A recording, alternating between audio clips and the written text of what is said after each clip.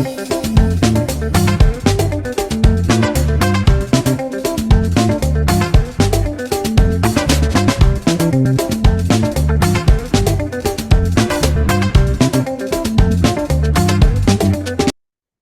and welcome to Horses Speaking Whispers, brought to you by Dolly Communications. I'm Lorraine Mitchell, and behind me you can see my beautiful horse Dolly, who I sadly lost in 2017. The reason for these videos is because of everything Dolly taught me. She changed my life. She was my first horse, and so far my only horse. But she changed me so much. It was incredible. And I'm well aware now how horses can help people. And so anyway, on here, I'm going to be sharing stories about Dolly and how when I listened to her, I found out that actually she had a good point. I'm not a believer. I'm a believer in horses not being naughty without a reason. I agree. There's a lot of people out there now starting to talk, thank goodness, about a naughty horse could be in pain. And that's great. I fully follow that. And if you've got a horse that's playing up, definitely check that out first.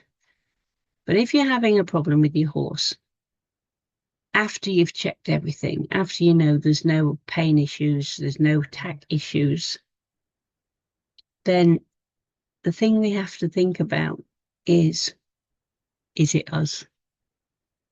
Now, Dolly taught me so much because I listened to her. But when we think we know about a subject, like we've had horses all our lives, which I haven't. I do not claim to be a horse. I don't claim to be a horse communicator. I do not claim to be a horse trainer. I'm telling you, horses speak in whispers. And if we listen, they have important things to say. And sometimes, whether we like it or not, those important things are about us. Now, I'll tell you about how I met Dolly. We're best place to start with an introduction. I was suffering with depression. I was talking to my brother on the phone, and he said, "Girl, what do you want to do with your life?" I hadn't ridden since I was about 20, but I used to ride a lot as a child. And between the tears, I said, "I want to ride a horse." He said, "Well, go and bloody do it." So, it sounded so easy to me when he said it, but the way my life had been up to that point, I was 46 years old, 2 narcissistic relationships behind me, and I wasn't exactly used to doing things for myself. So it wasn't as easy as it sounded. Anyway, I started riding, and Dolly came into the riding school. Sorry about my cough and my gritty voice. And I didn't get to ride her for a couple of weeks. And I would look at her standing in the stable thinking, God, that horse has got such presence. She just looks amazing. And when I rode her the first time on a lesson, I was absolutely amazed. She did everything first time with the slightest of touches. And she just behaved. She did it until you told her not to. And then whatever you told her to do, she changed. She was perfect. And I absolutely fell in love with her. So when I started to ride her regularly, I wanted to start grooming and tacking up like I did with the other ponies when I rode them. And I went into a stable with a brush to groom her, and she turned a rear end on me. And I thought, now, if she kicks me, not only is it going to hurt, the riding school are going to be liable and they're not going to be happy with me. So I wasn't sure what to do. I hadn't been near horses for years. So I went and had a word with the girl, the riding instructor, and she said, "Oh, that's all right. Come here. I'll show you what to do." So she walked in the stable. She smacked her on the rear end and said, "Behave yourself, Dolly." Walked up to her head, turned around, and said, "She'll behave." So I said, "Thank you." She didn't try it again, but I thought, hmm. And then I lifted the brush to start grooming her mane, and her head went a mile in the air. And I was like, "Oh, okay, she's head shy." So I said, "Come on, doll, I'm not going to hurt you." So I worked from her shoulder upwards, but she still wasn't happy when I got closer to her ears. And the next week, well, at some point, I saw why she was head shy. The lady that owned the yard, she got a muddy mane. You can see it's quite long. That was on a less long day. Um, and half of it's over the other side, so you can't see much of it. But she had long mane. It was covered in mud, and the woman just attacked it with a metal curry comb, one-handed, straight in. And I stood there. I winced. I thought, that hurts. Because even if I got cuts in my own hair, I would never just pull like that. I'd always put my hand on it to take the pressure off when I was pulling on the bottom bit. So I started to groom Dolly's mane, and I said, "Look, it's not going to hurt. I'm going to put my hand up here and I'm going to hold it so it don't pull." And she didn't trust me for a long time, but eventually she did. And we stopped to be, she stopped being head shy. But she wasn't, this is the start of it. I didn't think about it. But she was being head shy because she was trying to avoid pain. And I didn't even think about her being naughty. I just realized she was trying to avoid pain. And that really, I suppose, is where I've always come from. If she's telling me she doesn't want to do something, why doesn't she want to do it? What's the reason behind it? Well, eventually I bought her because she came up for sale and I just couldn't let anybody else have her. So I bought her, but I left her in the same yard on full livery. Well, it was grass livery. Didn't understand anything about that at all because I knew I didn't know how to look after a horse. I'd never, apart from catching them from the field and tacking them up, I'd never really had close dealings with feeding and looking after. I knew how to look after dogs and cats, but I knew a horse was a different kettle of fish, so I knew I needed to learn. Anyway, I took her out riding. We used to go out every day, 6 days a week, and I had a favourite route, so we would go around this favourite route of mine, which was probably 3 or 4 miles. And as we got more confident, we would trot most of it. So by the end of a year, she was looking quite a healthy horse. And she was nice and toned, whereas when I bought her, she was quite flabby because she'd been a broodmare. But she was also getting very energetic. And one day we were out. Now, I've never been confident in canter. And one day we were out. She put herself on the grass, which she normally did if she heard a car coming. So I looked around, couldn't see a car. So what we doing, doll? We were trotting. She carried on trotting. And then she broke into a canter. And she just cantered. She cantered down this side of the road on the grass, which is quite safe, which is probably where she went for a canter when she was being ridden in the riding school. That's where they used to canter, on the short rides. But I didn't canter. So I sat there saying, "Dolly, we shouldn't be cantering. Slow down, slow down." When I told my husband when I got home, he laughed. He said, "Why shouldn't you be cantering?" And I was such a doormat when I bought her. I actually came up with a solution. Nobody had given me permission to canter on my own horse.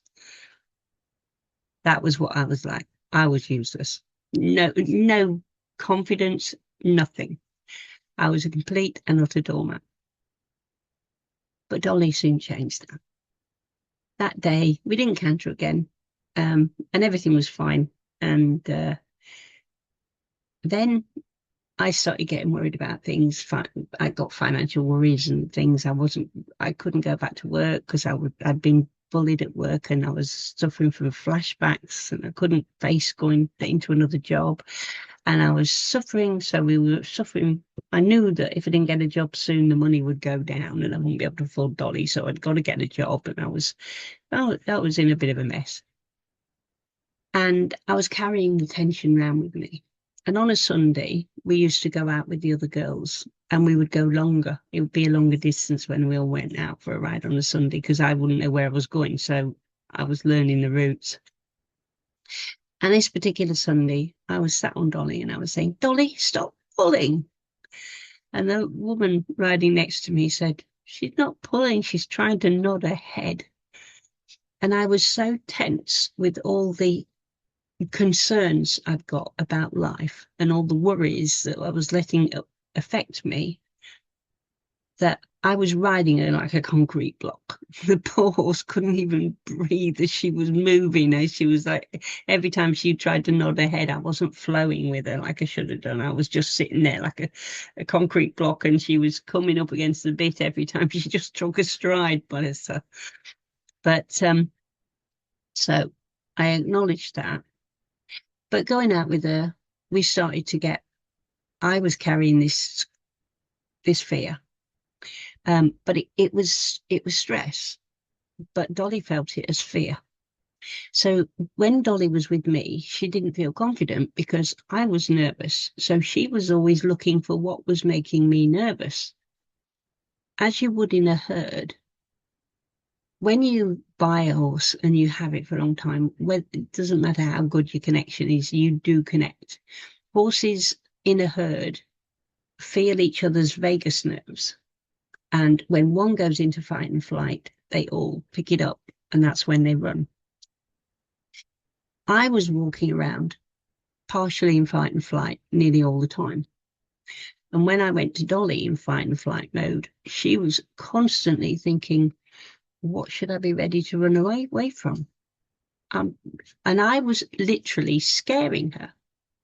So when we tried to go out riding on our own, I wasn't there as a reassurance to her that everything was fine.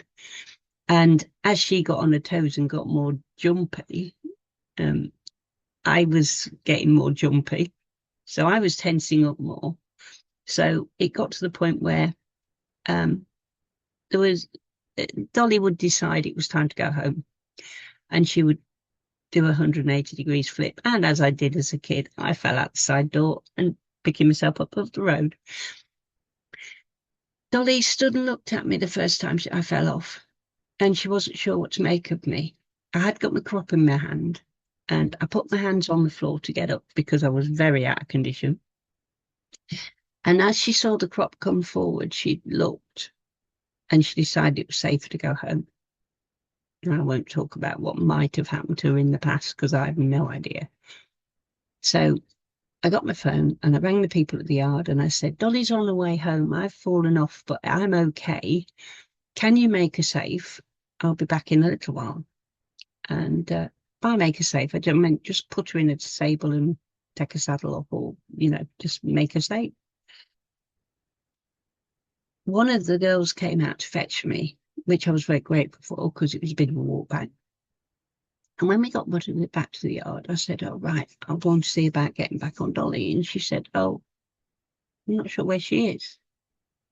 And I said, oh, didn't they just put her in the stable? And no, the stable was empty. And I then saw my riding instructor and I said, where's Dolly? She said, oh, she's in the field. I said, I was going to get back on her. Oh, don't do that. No, you've fallen off. You're shaken up. I said, well, I was going to get back on. No, you're shaken up. Go home. So I was shaken up. I could drive 10 miles home, but I couldn't get back on my horse. And I said, well, I'll just go and say, no, don't go and speak to her. Leave her alone. Well, that's a bit odd. So I went home and things didn't get any better. And I fell off a few more times. Now, last time, I won't go into the details, I fell off, but they were behind us in a 4x4. So I got up. Dolly was stood past me. They were behind me, between me and home. So Dolly couldn't just go home. And she started to get really stressed. And I thought, what's the matter with her? Well, I was still getting myself up off the ground and getting the wind back and what have you. And they went and caught her. And they said to this young girl, you ride her back to the yard, we'll take the rein back up. So I'm like, okay. And they went to put Dolly on her, and she wouldn't stand still. Anyway, the young girl, they finally threw her on like a jockey, and she did manage to ride her back. And I got back, because we weren't far from the outside the yard. I got back in there, wherever their vehicle was, and I got out. And I said, "Oh, where's Dolly then? I'll get back on her." And they said, "Oh, she's in the indoor school." I said, "Why is she in the indoor school?" "Oh, she's being punished." "Why are you punishing her?" At that, doors opened and they brought her out. I took one look at Dolly and I could have cried my eyes out. They had been loose lunging her for punishment, and they'd literally chased around with a whip until she was covered in sweat. She was so wound up on adrenaline, she didn't know where she was. And when I reached up to get hold of her rein, because she was on her toes, as I reached up to get hold of her rein, and she jumped back. She didn't even recognize me. Her eyes had gone, her head had gone. She didn't know where she was. And I looked at her and I thought, poor thing. And they said, take her in the stable, take the tack off, put her in the field, don't give her any treats. She's being punished. Oh, I don't care. I don't care how much I don't know. I don't care how much you're the professionals. You do not treat my horse like this. This is ridiculous. Look at her. You can see her on this picture. She's a Clydesdale cross-coloured cob. There wasn't a harmful bone in her body. She was the sweetest horse. She didn't mean me to fall off. She was scared. I took her into the stable and I took as long as I could before I put her out. But they were like, come on, get that horse out. Don't get making a fuss of her. And I put her out and I apologised to her and I said, we're not having this again. Well, I didn't know anything about livery yards or anything. I didn't have anything to do with anybody in the horse world apart from the people at the yard. I didn't know what to do about moving her. And with everything that was going on and the tension in my body, I was going to a chiropractor who they had actually told me about, because she did the chiropractic on their horses. Well, only on theirs, not on the riders. Anyway, I went to see his chiropractor. And as part of the treatment, all this came out about Dolly. And I said, I'm going to have to move her, but I have no idea where to go. And I can't look after her myself. So she's going to have to go in full livery, and that's going to cost me a fortune. I said, I don't know what I'm going to do. And she said, after a couple of visits, and things were still not getting any better. By this time, they were telling me to sell her because I'd never ride her again. And they were insisting that my riding lesson, I said I wanted to ride my own horse because they were talking about putting on other horses. So they would tack up Dolly. I'd get on. They would lead me around. They'd say, don't touch her. Don't kick her. Don't hold the reins. Just sit there. They'd lead me around in 3 circles. Then they'd take me off. For some strange reason, they'd put my Dolly's saddle on the other horse. I wonder how often they were using that when I wasn't there. And then I would have the rest of my riding lesson on another horse. I was not impressed, and it took a long time to move her. And when I moved her, we had no relationship really. And they'd told me to sell her because I'd never ride her again. And I said, it is not her fault. It's me that's changed, not her. And I'm not going to just sell her like any other horse. I'd bought her because I loved her and I wanted to keep her. And I was going to keep her and I was going to improve and become what I needed to be so I could be back with that horse. So after 10 years, when I lost her, I had learnt an awful lot about understanding what my horse needed to mean to be. I could sit on a bareback. I could take her out hacking on my own. She would love every minute of it. But if I was stressed and I got to put her tack on and got near the mounting block, she would say, nope, not today, Mum.